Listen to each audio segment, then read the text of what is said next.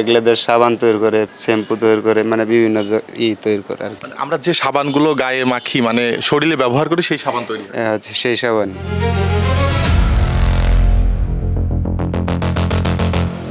হাজারীবাগের বেশ কয়েকটি কারখানা আমরা ঘুরেছি যেখানে আসলে চর্বি থেকে তেল তৈরি করা হয়। এতটাই অস্বাস্থ্যকর পরিবেশে তেল তৈরি করা হচ্ছে যেখানে আসলে সেই তেল দিয়েই তৈরি হচ্ছে সাবান, তৈরি হচ্ছে শ্যাম্পু।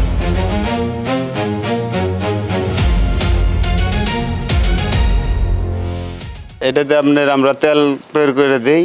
এই তেলটা আবার আপনার ডামে ভরে দেই, ডামে থেকে যাচ্ছে আপনার চট্টগ্রাম মানে বিভিন্ন জায়গায় কারখানায় যায় তারা এগুলোদের সাবান তৈরি করে, শ্যাম্পু তৈরি করে, মানে বিভিন্ন তৈরি করে আর কি। জীবন অবাক না করলে কে করবে? 28% মিল্ক ফ্যাটের অবাক করার সাথে ফ্রেশ মিল্ক পাউডার। জীবন অবাক করুক প্রতিদিন। যে আমরা দেখতে পাচ্ছি যে আসলে পুরো কাদা মাটি মনে হচ্ছে লেগে আছে, পচে গেছে। এই চর্বির তেল কি ভালো? হ্যাঁ, এগুলো ভালো। এগুলো আপনার ফ্রেশ হয়ে আসে না, যখন তেলটা আপনার হাঁডিতে দেই ওই ময়লাটা কেটে গেলে আমরা ডামের ভিতরে তুলি। ডামের ভিতরে তুলে আমরা আবার মনে করি এটা আমাদের মহাজনে বিক্রি করে দেয়। এটা দিয়ে আপনার সাবান, শ্যাম্পু, মানে বিভিন্ন ধরনের করে তারা।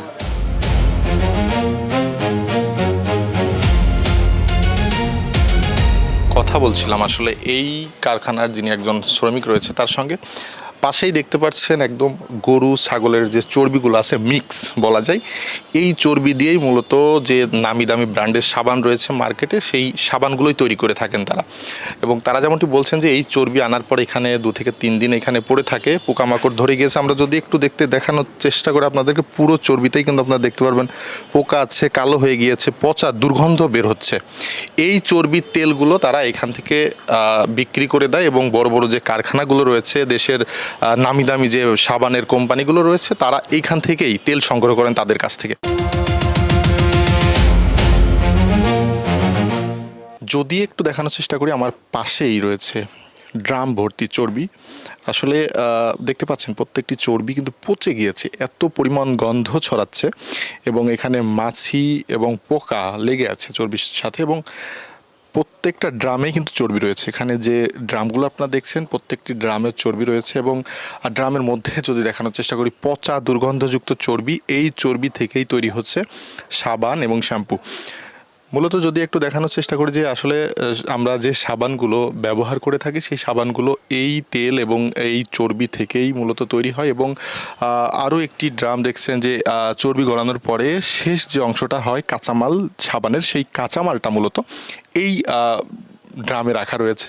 এইটা দিয়েই মূলত সাবান তৈরি করা হয় প্রসেসিং করে।